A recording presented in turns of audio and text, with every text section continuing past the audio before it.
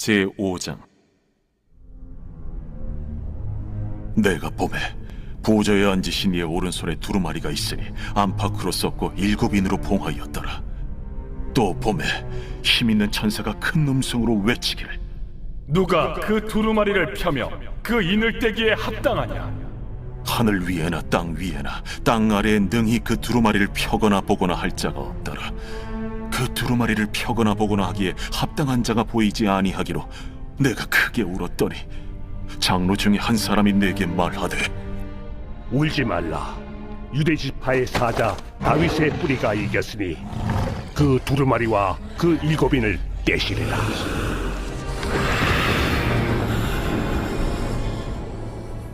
내가 또 보니 보좌와 내 생물과 장로들 사이에 한 어린 양이 서 있는데 일찍이 죽임을 당한 것 같더라.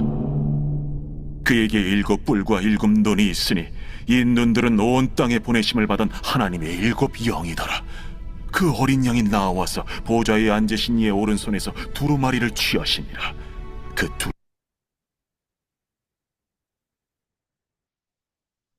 네, 오늘 본문 말씀에는요, 사도 요한이 천국에서 두루마리 책을 보게 됩니다. 두루마리 책은 안과 밖으로 글씨가 가득하게 기록된 이런 책입니다.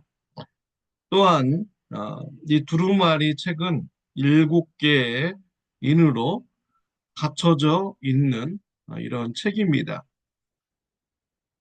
사도 요한은 이 두루마리 책이 펼쳐지지 못함을 보고 크게 울었습니다.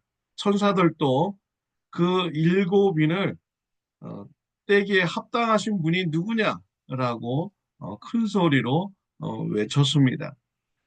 왜 사도 요한은 두루마리 책을 펼쳐보지 못해서 이렇게 울었을까요? 그만큼 그 두루마리 책의 내용이 매우 중요하다라는 것입니다. 성경에 보면은 이 두루마리 책에 대해서 말씀해주고 있습니다. 빌립보서 4장 3절에 보면은 천국에 가면은 생명책이 있다라고 했습니다. 그 책에 이름이 기록된 자는 구원을 받는 것이지요. 그 책에 기록되지 못한 자는 구원받지 못하는 것입니다. 또 에스겔서 2장 9절에 보면 내가 보니 한 손이 나를 향하여 펴지고 그 손에 두루마리 책이 있더라. 그가 그것을 내 앞에 펴시니 그 안팎에 글이 있는데 애가와 애곡과 재앙의 말이 기록되었더라. 에스겔서 2장에 보면 똑같이 두루마리 책이 천국에 있다고 했습니다. 그리고 안팎으로 기록된 두루마리 책이라겠습니다. 그 책의 내용이 에스겔서 2장에 기록되어 있죠. 애가와 애곡과 재앙의 말이 기록되었더라. 심판의 말씀이 그곳에 기록이 되었다라는 것입니다. 다니엘서 12장 1절 4절에도 천국에 생명책이 있고 그 책에 기록된 자는 영원한 구원과 영생을 얻습니다. 그러나 그 책에 기록되지 못한 자는 영원한 부끄러움에 있을 것이다 라고 했습니다. 이와 같이 성경을 종합해서 보면요, 천국에 있는 그 두루마리 책에는 구원받을 자의 이름이 기록되어 있고요. 거기에 기록되지 못한 자는 슬픔과 또 하나님의 심판이 그곳에 기록이 되어 있다라는 것을 알 수가 있는 것이죠. 사도 요한은 천국에 있는 책을 보고 그 두루마리 책은 하나님의 구원 사역에 기록이 된 책이다라는 것을 이제 알게 됩니다. 그리고 그 두루마리 책이 펼쳐지지 못함을 보고 크게 울은 것이죠. 두루마리 책이 펼쳐져야 구원의 역사가 펼쳐지고 이루어진다라는 것을 사도 요한은 아는 것입니다. 구원 사역이 매우 귀한 사역이기 때문에 사도 요한은 그 닫혀진 구원 사역을 바라보면서 눈물을 흘리면서 크게 우는 것입니다. 이때 그 두루마리 책을 오픈하기에 합당하신 분이 나타납니다. 그분은 유다 지파의 그 사자로서 이긴 분이다라고 또 기록되고 있습니다. 또 오늘 본문 말씀에 보면요. 6절에 보면 내가 또 보니 보좌와 네 생물과 장로들 사이에 한 어린 양이 서 있는데 일찍이 죽임을 당한 것 같더라. 그에게 일곱 뿔과 일곱 눈이 있으니 이 눈들은 온 땅에 보내심을 받은 하나님의 일곱 영이더라 라고 말씀하고 있습니다. 그 두루마리 책에 인을 떼어서 책을 오픈하기에 합당하신 분, 그분은 어린 양이라고 했습니다. 또 일찍이 죽임을 당하신 분이고요. 사자와 같이 싸워서 이기신 분이라고 했습니다. 누구이십니까? 바로 예수님이시죠. 우리 예수님은 일찍이 젊은 나이에 십자가에서 못 박혀 죽으셨습니다. 우리의 죄를 지시고 죽으셨습니다. 우리의 죄를 대신 심판 받으셨습니다. 하나님께서 예수님을 다시 살리셨습니다. 부활하심으로써 죄의 권세를 이기셨습니다. 사탄의 권세를 이기셨습니다. 사망의 권세를 이기셨습니다. 그 분이 바로 우리 예수님이신 것이죠. 그 예수님만이 하나님의 구원 사역을 펼쳐가시기에 합당하신 분입니다. 두루마리 책을 열기에 합당하신 분인 것이죠.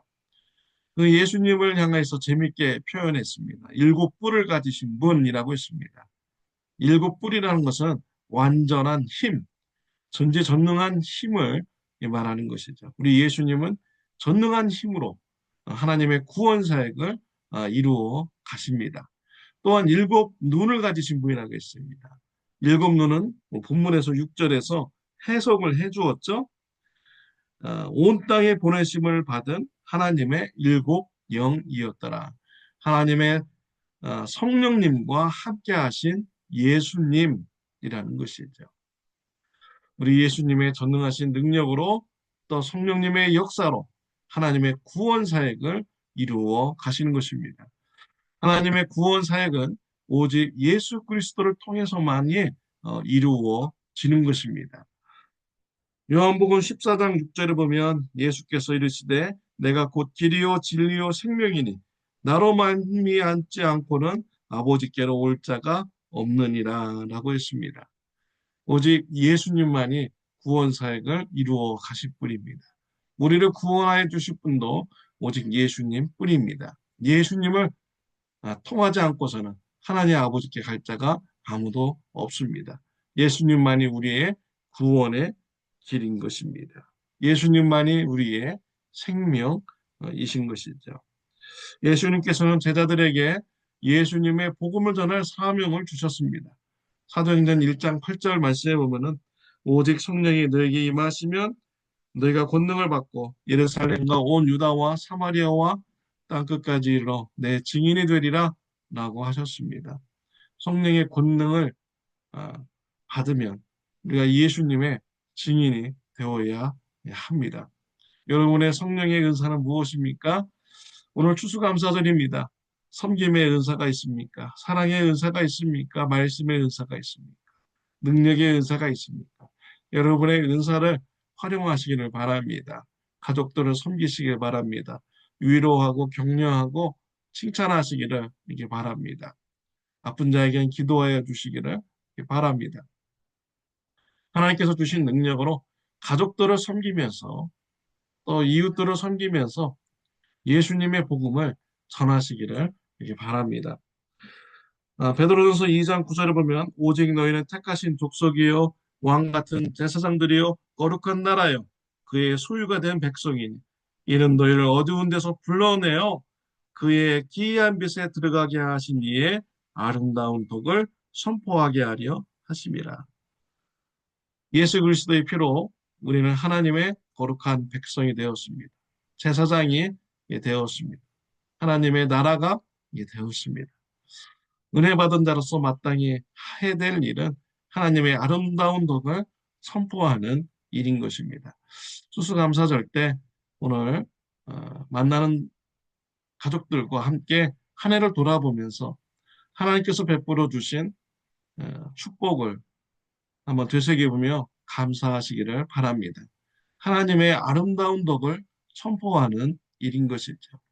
하나님이 나에게 또 우리 가족들에게 베풀어 주신 아름다운 덕을 선포하면 우리의 믿음이 굳건해집니다. 또한 듣는 자들로 하여금 믿음이 굳건해지게 하고 더욱더 하나님을 알아가게 되는 것이죠. 하나님의 아름다운 덕을 선포하는 것이 바로 하나님께 베풀어 주신 은혜를 감사하는 것입니다. 한 해를 돌아보며 감사하면서 하나님의 아름다운 덕을 선포하며 예수님의 복음을 전하는 저와 여러분들이 되시기를 바랍니다. 기도드리겠습니다. 하나님의 아버지, 한 해 동안 지켜주셔서 감사합니다. 또 우리를 예수님의 피로 구원해 주시니 감사합니다. 천국의 소망 갖게 해주셔서 감사합니다. 하나님의 아름다운 덕을 우리가 기억하게 하여 주옵소서, 감사하게 하여 주옵소서, 또 아름다운 덕을 가족들에게 선포하게 하여 주옵소서, 예수님을 전하는 하루가 되게 하여 주옵소서. 예수님의 이름으로 기도드렸습니다. 아멘. 즐거운 추수감사절 되시기를 바랍니다. 오늘 교회에서 12시에 추수감사절 식사가 있습니다. 시간이 되시고 원하시는 분들은 교회에 오셔서 같이 식사하실 수 있습니다. 좋은 하루 되시기를 바랍니다.